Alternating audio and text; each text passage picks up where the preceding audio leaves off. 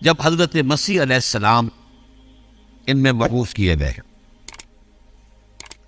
یہ 1400 سالہ تاریخ کا کلائمیکس ہے یہود کی.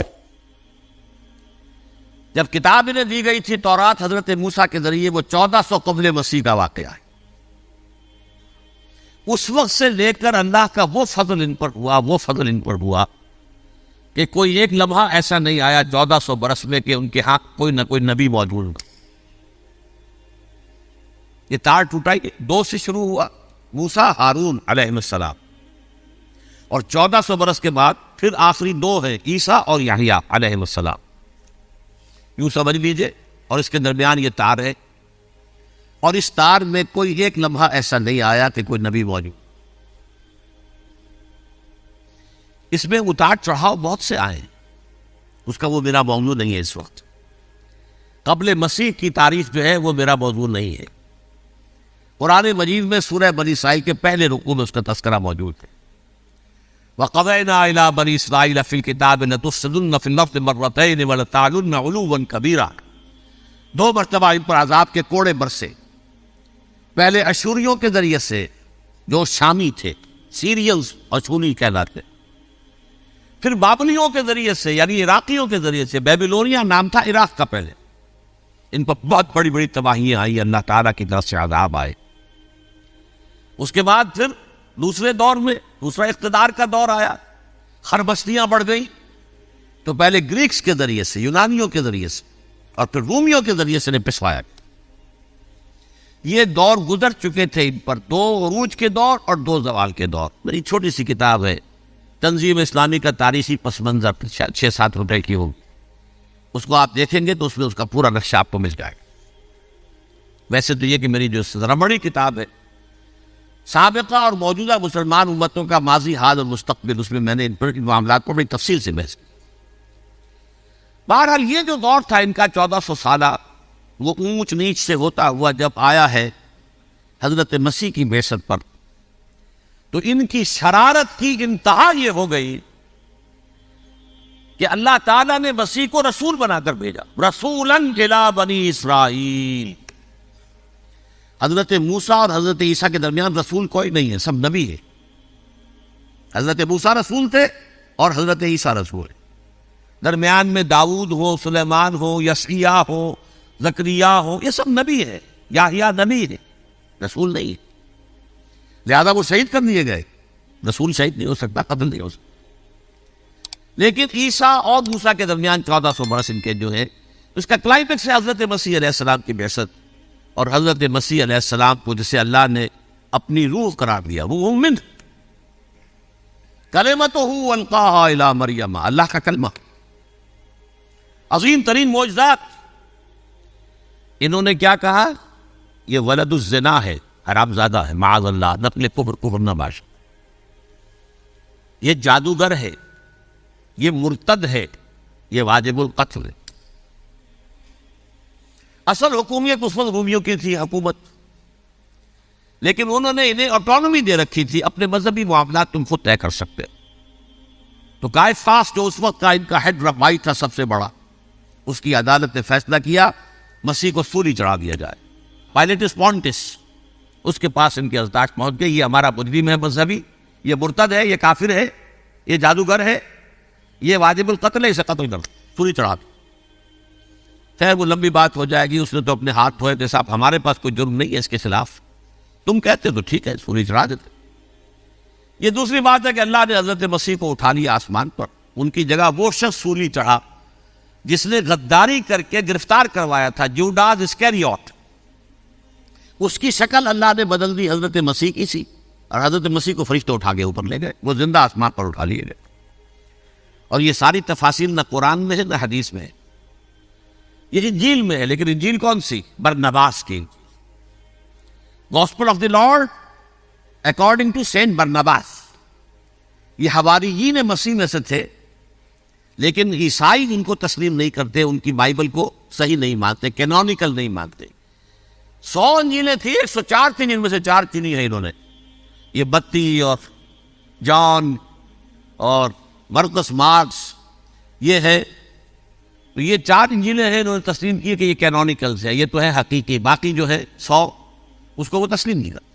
ان میں سے ایک ہے یہ برنباس، اس میں یہ تفصیل ہے کہ اللہ تعالیٰ نے اس شخص کی، جیوڈاس کی، جیوڈاس اس کو انگریزی میں کہتے ہیں، اس کی شکل بدل دی حضرت مسیح کی سی، وہ گرفتار ہوا، وہ سولی چڑھا۔ وہ غدار تھا، غداری کی سزا اسے ملنی تھی، وہ مل گئی۔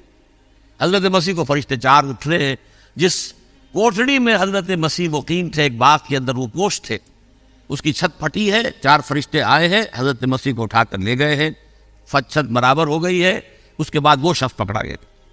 بہرحال حضرت مسیح کو اللہ نے اٹھا دیا آسمان۔ لیکن وہ دن ہے کہ اس قوم کو اب مغضوب علیہم قرار دے دیا۔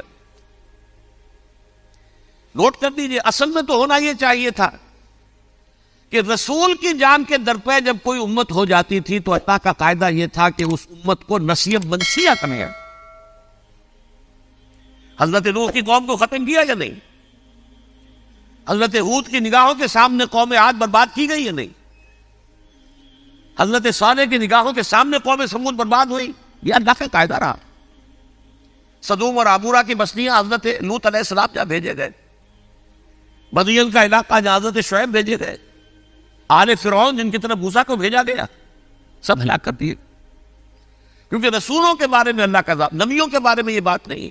نبی آیا، اس نے دعوت دی، جس نے مان لیا اچھا کیا، اپنے لیے اچھا کیا، نہیں مانا اس کی اپنی جو ہے آپ برباد ہو گئی۔ دنیا میں کوئی فیصلہ اس کا نہیں ہوتا، لیکن رسولوں کا معاملہ یہ ہوتا ہے کہ دنیا میں وہ اللہ کی عدالت بن کر آتے ہیں، مانو گے تو بچو گے، نہیں مانو گے ہلاک کرو۔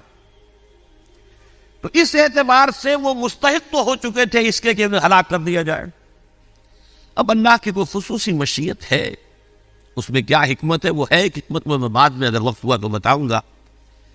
فیصلہ یہ کیا اللہ نے کہ حضرت مسیح کو تو اٹھا لیا زندہ، اور ان کی رسی ابھی مزید دراز کر دی کہ ان کو ابھی مہلت دے دی کہ تمہیں آخری استیصال، جس کو عذاب اکبر کہتا ہے قرآن، سورہ سجدہ جو حضور ہر جمعے کی پہلی رکعت میں فجر میں پڑھتے تھے، وَلَنُذِيقَنَّهُم مِّنَ الْعَذَابِ الْأَدْنَىٰ دُونَ الْعَذَابِ الْأَكْبَرِ لَعَلَّهُمْ يَرْجِعُونَ، چھوٹے چھوٹے عذاب اور ایک بڑا عذاب، جبکہ قوم بالکل برباد، نسیم منسیہ، کأن لم یغنوا فیہا، ایسے ہو جائے جیسے کوئی تھے ہی نہیں آبادیاں، لا یرا الا مساکنہم، اب ان کے مسکن نظر آتے، مکین نظر نہیں آتے۔ یہ عذاب اکبر جو ہے وہ ان پر نہیں آیا، حالانکہ وہ مستحق ہو گئے تھے اسی وقت۔ اس کو یوں سمجھیے کہ کسی شخص کو پھانسی کا حکم تو ہو جائے، ایگزیکیوشن نہیں ہوتا، ہے کئی سال گزر جاتے ہیں پڑے ہوئے، اور معاملات جو ہیں وہ چلتے رہتے ہیں۔ یہ معاملہ ہوا اس کے ساتھ، ورنہ یہ مستحق ہو چکے تھے آخری بربادی تباہی کے، عذاب استیصال، جڑ سے کاٹ دینے والا عذاب، وہ آ سکتا تھا ان پر اسی وقت، لیکن اللہ نے ان کی مہلت دراز کی۔ لیکن اس کے بعد اللہ نے ان کو ایک اور موقع دیا، 600 برس بعد حضرت مسیح کے، محمد الرسول اللہ صلی اللہ علیہ وسلم کی بعثت، اور یہ میں سمجھتا ہوں کہ اس قوم پر اللہ کا اتنا بڑا فضل تھا، اتنا بڑا فضل تھا، اتنا بڑا فضل تھا۔ اب پھر ایک موقع دیا، عسیٰ ربکم ان یرحمکم وان عدتم عدنا، دیکھو اب بھی تمہیں ہم ایک موقع دے رہے ہیں، تمہارا رب تمہارے اوپر اب بھی فضل کرنے کو تیار ہے، رحم فرمانے کو تیار ہے۔ ان ھذا القرآن یہدی للتی ہی اقوم، اس قرآن کے سائے میں آ جاؤ، یہ شاہدرا ہے ہدایت میں آنے کا، اس میں داخل ہو جاؤ، محمد کی تصدیق کرو صلی اللہ علیہ وسلم، دامن محمدی میں آ جاؤ، اب بھی ہم تمہارے گناہ بخش دیں۔ لیکن نہیں، اس قوم نے حضرت محمد صلی اللہ علیہ وسلم کی دشمنی کی کمر کس، اور اب یوں سمجھیے اس تاریخ سے لے کر آج تک یہ گٹھ جوڑ ہے۔ ظاہر بات ہے کہ ابلیس کا بھی اصل دشمن اب کون ہے، یا ہدف کون ہے، ٹارگٹ کون ہے؟ جنہوں نے محمد کو نہیں مانا صلی اللہ، وہ تو ہے ہی جہنمی، ان پر کوئی اور محنت کرنے کی ضرورت کیا ہے؟ سمجھ رہے میری بات؟ حضور کی بعثت کے بعد جنہیں حضور کو رد کر دیا، ان پر ایمان نہیں لائے، وہ کون ہے؟ کافر، وہ جہنمی ہے ہی ہے۔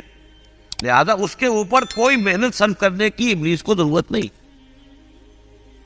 اس کا اصل ٹارگٹ امت محمد ہے صلی اللہ علیہ وسلم۔ وہ ساری نوع انسانی کی دشمنی اب آ کر مرکوز ہو گئی ہے امت محمد صلی اللہ علیہ وسلم کی دشمنی. اور اسی طرح یہود کا معاملہ، اگرچہ ویسے پوری نوع انسانی کے دشمن ہیں، انہیں حیوان سمجھتے ہیں، ان کی جان مات اپنے لیے مباح سمجھتے ہیں، جس طرح چاہے لوٹے کھسوٹیں کھائے پیے ہی دیں، لیکن اب ان کی بھی دشمنی کا سب سے بڑا مرکز امت محمد. کیوں؟ وہی تکبر اور حسد، وہی بیماری ہے. انہیں تکبر یہ ہو گیا تھا کہ 2000 سال سے یہ نبوت ہماری میراث، ہماری جاگیر. بنو اسرائیل کے اندر سینکڑوں نبی آئے، 3 کتابیں اللہ نے ہمیں عطا کی. یہ کہاں سے آ گیا محمد صلی اللہ علیہ وسلم؟ معاذ اللہ ثم معاذ اللہ. یہ امیین میں سے، یہ جنٹائلز میں سے، یہ گوئنز میں سے، یہ حقیر ان پڑھ. کہاں ہم کہاں یہ نہیں تسلیم کریں. حالانکہ قرآن کہتا ہے یعرفونہ کما یعرفون ابناءہم، ان کے علماء ایسے پہچانتے تھے حضور کو جیسے اپنے بیٹوں کو پہچانتے کہ یہ آخری نبی ہے. لیکن تکبر اور حسد کی آگ میں جل اٹھے. اب ان کے بھی دشمنی کس سے ہے؟